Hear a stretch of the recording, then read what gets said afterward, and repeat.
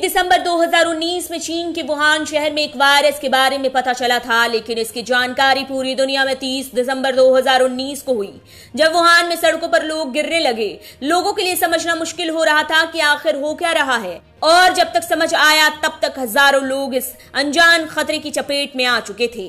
यह अनजान खतरा था कोरोना वायरस। कोरोना वायरस के कारण चीन के वुहान में करीब 3800 लोगों की जान चली गई। जांच के बाद पता चला कि कोरोना वायरस साल 2003 में चीन समेत कई देशों में फैले सार्स वायरस की फैमिली का वायरस था, लेकिन सार्स वायरस के कारण सिर्फ 700 लोगों की मौत हुई थी। तो ये भी माना जा रहा था कि कोरोना वायरस के कारण ज्यादा से ज्यादा इसी के आसपास लोगों की मौत हो सकती है।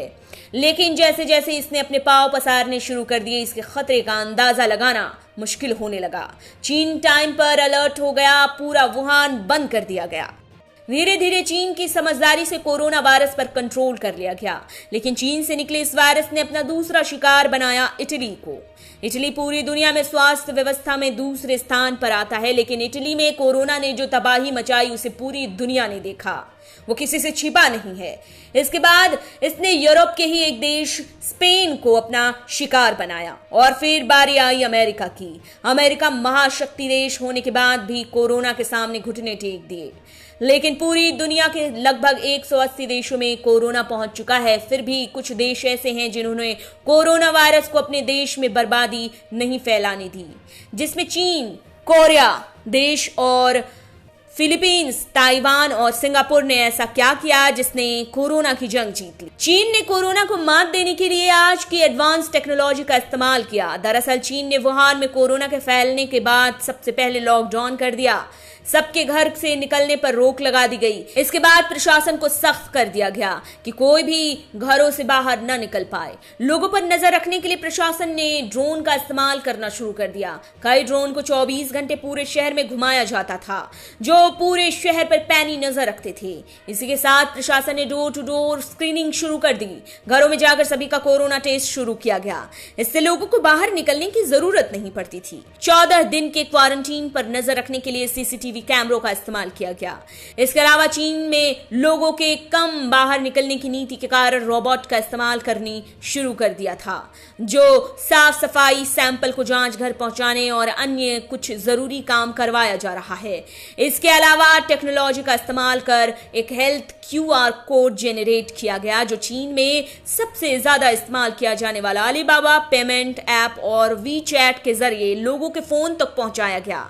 इस ऐप के जरिए लोगों को अपने हेल्थ की जानकारी देने के लिए कहा जाता है, जिससे लोगों के हेल्थ कंडीशन का पता सरकार तक पहुंचने लगी। सारी जानकारी लेने के बाद सरकार 3 रंगों का QR कोड भेजा जाता है, जो कि लाल, हरा और एम्बर कोड होता है, जिसमें लाल कोड वाले को 14 दिनों के लिए सरकारी क्वारंटीन रहने के लिए कहा जा रहा है, और एम्बर कोड वाले 7 दिनों का क्वारंटीन और हरे रंग वाले को कोरोना से फ्री माना जाता है। इस ऐप में कोरोना को मात देने के भी तरीके बताए गए। इसके अलावा चुने गए हॉटस्पॉट पर सैनिटाइजिंग भी किया गया। इसके अलावा दक्षिण कोरिया में भी तकनीक का बेहद अच्छा इस्तेमाल हुआ। हालांकि दक्षिण कोरिया के उपाय से कहीं न कहीं लोगों की निजता भंग हुई, लेकिन कोरोना से लड़ने के लिए लोगों ने सरकार का पूरा साथ दिया। यहाँ तकनीक का इस्तेमाल करके लोगों के फोन लोकेशन, आपस में की गई बातचीत, क्रेडिट कार्ड ट्रांजैक्शन के बारे में जानकारी ली गई। इसके अलावा के टूल का इस्तेमाल कर पता लगाया गया कि जो व्यक्ति कोरोना से संक्रमित है वो असल में कब और किस वक्त कहाँ गया था। इससे रियल टाइम लोकेशन पता चलता था।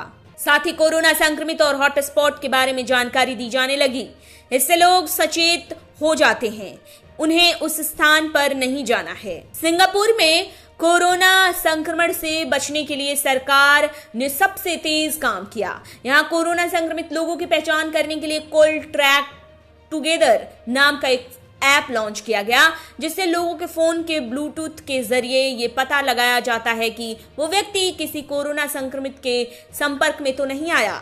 हालांकि भारत की कोरोना संक्रमण के मामले में दिखाई गई जागरूकता को पूरी दुनिया सलाम कर रही है, लेकिन भारत में भी टेक्नोलॉजी का बेहतर इस्तेमाल किया गया।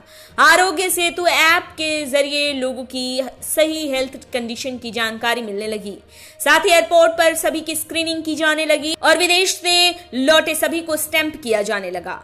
ताकि सरकार के पास ये जानकारी हो कि कौन कौन विदेश से लौटा है। कोविड-19 से निपटने के लिए सेल्फ आइसोलेशन और सोशल डिस्टेंसिंग की एकमात्र तरीका है, तभी कोरोना को मात दिया जा सकेगा। आप देख रहे हैं नेट्रिक न्यूज, साहस सच कहने का।